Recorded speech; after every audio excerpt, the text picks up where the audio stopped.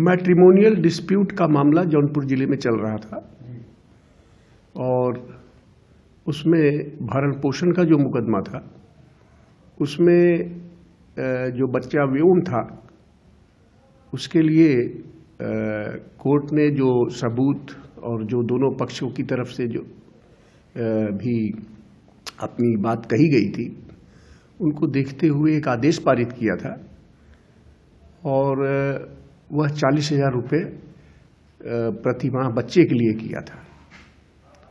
तो निश्चित रूप से अगर वह इनको ज़्यादा लग रहा था तो उसके लिए फोरम बना हुआ है कि अगर आप असंतुष्ट हैं तो उच्च न्यायालय में उसके लिए जा सकते थे।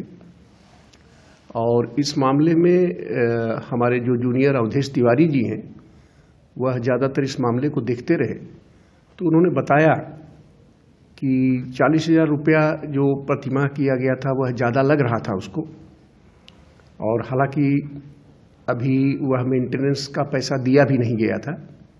और इसी बीच में ये हम लोगों को सुनाई पड़ा कि उन्होंने आत्महत्या कर लिया है। ये बड़ा दुखद है, दुर्भाग्यशाली है, ऐसा नहीं करना चाहिए था। और निश्चित रूप से अगर किसी कोने से ये आदेश ज़्यादा लग रहा था तो उसकी अपील हो सकती थी। दूसरी चीज़ ये सर, उसमें कानून पे कुछ आरोप लगाए हैं तो इसमें कुछ कहना चाहेंगे? नहीं, देखिए, न्यायालय पे अगर उन्होंने ऐसी कोई चीज़ कही है तो वह गलत है। न्यायालय में बहुत से मामले आते हैं और न्यायालयों में हमारे जौनपुर ज़िले में न्यायालय हमारी ओवरबर्डन है, बहुत काम है। और न्यायालय मैं व्यक्तिगत रूप से जानता हूं कि जो पत्रावली पे जो साक्ष्य होता है उन्हीं के आधार पे दिया जाता है, वहां पे न्यायालय का कोई दोष नहीं है।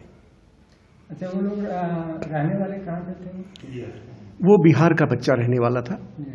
और ये शादी जो है ये आजकल जो ऑनलाइन वगैरह और सब चली है इस प्रक्रिया के तहत हुआ था। कोई अगुआ वगैरह नहीं था इस शादी का। अच्छा।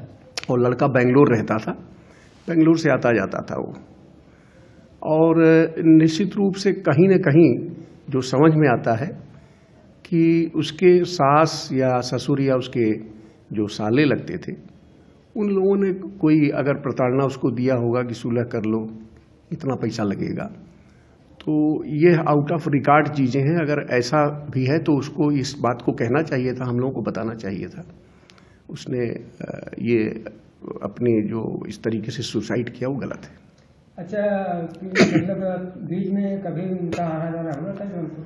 बराबर तारीखों पे आना जाना रहता था।